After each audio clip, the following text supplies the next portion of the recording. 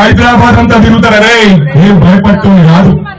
ఏడేళ్ల నష్టం కలిగిందో ఆడవుల కూటలల్లా నేను చాలా మంది రాజకీయ నాయకులను పట్టిస్తున్నా.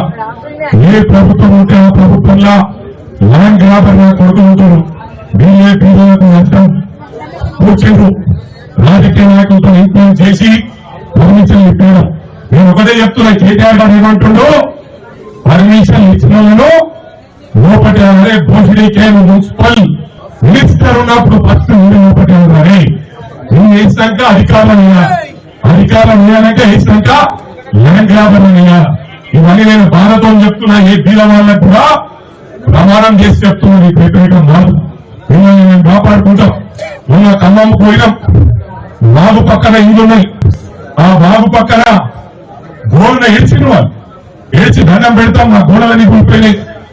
ఆ వరదలకు మేము ఇక్కడ ఉందాం. పొంగులేటి శ్రీనివాసరెడ్డి అన్నకు, తుమ్మల నాగేశ్వరరావు గారికి, భట్టి విక్రమార్క గారికి చెప్పి మాకు బయట ఎక్కడి నుంచి సామెట్టినారు. డబ్బులు పెట్టిన గట్టి ఇవ్వాలన్నారు. అంటే ఏదైనా నష్టం జరిగినప్పుడు గుండె చేసుకొని ఆత్మ పరిశీలన చేసుకోవాలి. నేను 24 గంటలు ఫ్లడ్స్ వచ్చినప్పుడు నీళ్ళున్నా కేటీఆర్ గారు మొక్కుబడికి 6-5 నిమిషాలు చుట్టికిన్నాడు. నేను 24 గంటలు ఇదే నవరాత్రుల దీక్షలున్నా, ఉపవాసం ఉన్నా. 9 రోజులు ఉపవాసం ఉంటా. ఉపవాసం ఉండి 24 గంటలు నీళ్ళను ఉన్నా. ఆడ చెప్పింది ఏంటి? దయచేసి మీరు నారాలు మీద ఉన్నాయి కూలగొడతారా, ఇంకేమైనా చేస్తారా, మాకు తెలియదు, మాకు న్యాయం చేయండి. మరి పరిస్థితి లేకండి సార్. కొంతమంది డబ్బులున్న వాళ్ళు కూడా చెప్తా ఉన్నా, మేము ఇక్కడ నుంచి ఇల్లు అమ్ముకొని పోతామన్నారు.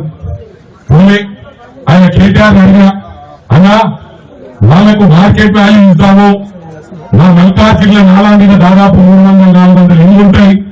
వాళ్ళకు మార్కెట్ వాల్యూ ఇస్తే సంతోషంగా పోతామంటే ఏడికెళ్ళి దూసుకురావాలన్నాడు. మీరే లంగా కేటీఆర్ అన్నాడు, ఏడికెళ్ళి దూసుకురావాలా, ఏడికెళ్ళి దేవాలని డబ్బులు అన్నాడు.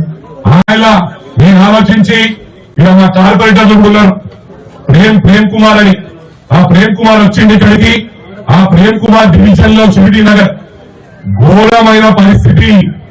వర్షాలు, చిన్న వర్షం గంట సేపు పడితే ఆ షిరిడి నగర్ మునిగిపోతుంది. దేవుని దయ వల్ల వాళ్ళు ఏమన్నారు, ప్రాజెక్ట్స్ వాళ్ళు అంటే ఏంటంటే మా నామ్స్ ప్రకారం కట్టలేమని ఒక 20-30 ఏళ్ళ నుంచి ట్రాక్ చేస్తున్నారు. ప్రాజెక్ట్స్ కాకుండా జిహెచ్ఎంసీ మెయింటెనెన్స్ కు తెచ్చిన ఘనత నాకు దొరికింది. ప్రామిస్ చేసి చెప్తా ఉన్నా. తెచ్చి బాక్స్ స్టార్ట్ చేసిన రోడ్లన్నిటికీ ఎందుకంటే మీరు పూర్తి తీయడు.